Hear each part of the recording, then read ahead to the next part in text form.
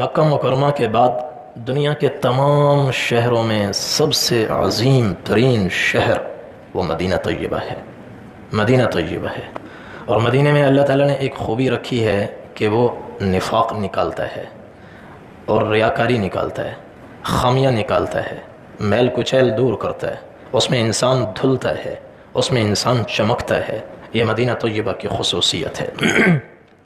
اور اخیر زمانے میں حضور صلی اللہ علیہ وسلم نے ارشاد فرمایا کہ مدینہ طیبہ مأرز الایمان ہوگا، مأرز الایمان ہوگا، ایمان سمٹ کر حجاز میں آئے گا۔ جب فتنے عام ہوں گے تو ہر شہر ایمان سے خالی ہوتا چلا جائے گا۔ اللہ تعالیٰ ہمیں وہ دور نہ دکھائے جب پاکستان ایمان سے خالی ہوگا، ہندوستان ایمان سے خالی ہوگا اور پوری دنیا کے اطراف آہستہ آہستہ ایمان سے خالی ہوتے چلے جائیں گے۔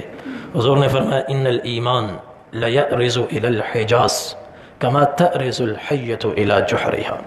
ایمان چاروں طرف سے سمٹتا آئے گا، سمٹتا آئے گا، سمٹتے سمٹتے سمٹتے صرف سرزمین حجاز تک محدود رہے گا، سرزمین حجاز تک محدود رہے گا۔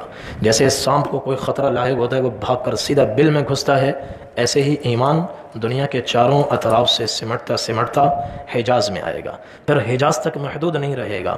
آگے فرمایا دوسری حدیث میں جو سنن ابن ماجہ میں ہے، ان الایمان لتأرز الى المدینہ لتأرز الى المدینہ کما تأرز الحیۃ الى جحرہا، کہ ایمان پھر حجاز سے بھی سمٹتا سمٹتا سمٹتا مدینہ طیبہ تک محدود ہو جائے گا۔ مدینہ طیبہ میں بس ایمان ہوگا، مکہ میں ایمان ہوگا اور یا فلسطین میں ایمان ہوگا، باقی دنیا ایمان سے خالی ہو جائے گی۔ ہر جگہ دجالیت پھیل جائے گی اور دجال کے کارندے پوری دنیا میں پھیل جائیں گے اور لوگوں کو مختلف شعبے دکھا کر مختلف چیزیں ایجاد کر کے ان میں لگا کر پھنسا کر ان کے ایمان سے کھیلیں گے۔ پوری دنیا کا نقشہ یہ ہوگا، یصبح الرجل مؤمنا ویمسی کافرا، صبح آدمی کلمہ پڑھتا ہوا نظر آئے گا، شام ہوگی تو وہ کافر ہو چکا ہوگا، ویمسی کافرا ویصبح مؤمنا، کبھی شام کو وہ کلمہ پڑھتا ہوا نظر آئے گا، پکا صاحب ایمان ہوگا، اور شام سے صبح تک وقت کے فتنوں میں ایسا مبتلا ہوگا کہ فجر ہونے سے پہلے پہلے ایمان اس کے دل سے نکل چکا ہوگا اور وہ کفر کی گندی دلدل میں پھنس چکا ہوگا۔ یبیع دینہ عرضا من الدنیا، چند کوڑیوں کے عوض انسان بیچے گا۔ ایسے وقت میں مکہ والوں پر، مدینہ والوں پر، فلسطین والوں پر، بیت المقدس والوں پر بھوک آئے گی، برداشت کر جائیں گے، جان دینی پڑے گی دے دیں گے پر ایمان نہیں چھوڑیں گے۔ خاص طور پر نبی کریم صلی اللہ علیہ وسلم نے مدینہ طیبہ کا ذکر فرمایا۔ آپ نے فرمایا لا يدخل المدینہ رعب المسیح الدجال، پوری دنیا پر دجال کی حکمرانی ہوگی اور لوگ دجال سے لرزاں و ترساں ہوں گے، اس کے نام سے کانپیں گے، ڈریں گے اور اس کے اشاروں پر زندگی گزار رہے ہوں گے۔ مدینے والے دجال سے بھی محفوظ، دجال کے روب سے بھی محفوظ، دجال کے روب سے بھی محفوظ۔ دنیا کی سپر پاور طاقتیں دجال کا نام سن کر ڈر جائیں گی اور ان کا آلہ کار بن جائیں گی۔ مدینہ طیبہ میں ریڑھی لگانے والا عام سا انسان اور روزانہ کی مزدوری کرنے والا سیدھا سادہ عام سا انسان اتنا صاحب ایمان ہوگا کہ لوگ اس کو دجال سے ڈرائیں گے، ذرہ برابر اس کے دل میں دجال کا خوف نہیں آئے گا۔ مدینہ طیبہ میں اللہ تعالیٰ دجال کو داخل فرمائیں گے، نہ اس کے روب کو داخل فرمائیں گے۔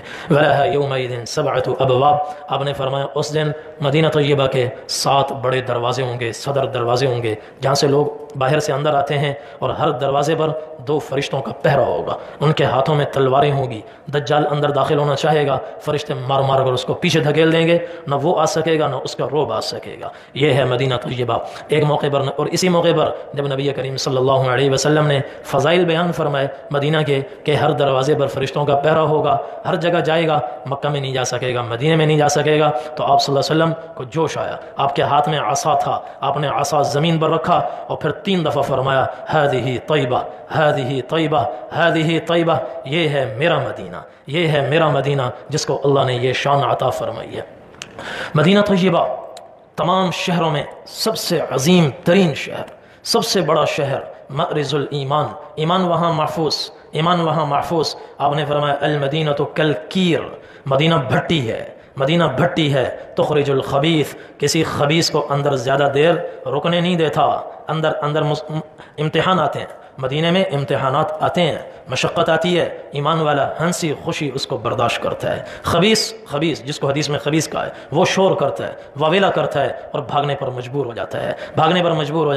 آپ نے فرمایا ان المدینۃ تنفی کما ینفی الکیر خبث الحدید، جب آدمی مدینے میں جاتا ہے، مسلمان ہو، بے شک سیاہ کار ہو، فاسق ہو، فاجر ہو، مدینہ اس کے فسق و فجور کو بھی دور کرتا ہے، اس کی کمی کو بھی دور کرتا ہے۔ جیسے لوہے زنگ آلود لوہے کو بھٹی میں ڈالو اور واپس نکالو تو اس کا زنگ اترتا ہے، ایسے ہی ایمان والوں کا زنگ مدینہ طیبہ میں اترتا ہے۔ جب وہ 8 دن 10 دن مہینہ مدینہ طیبہ میں گزارتے ہیں، واپس آتے ہیں تو لوہے کی طرح چمک چکے ہوتے ہیں، ان کا سارا زنگ اتر چکا ہوتا ہے۔ یہ اللہ تعالیٰ نے مدینہ طیبہ کو شان عطا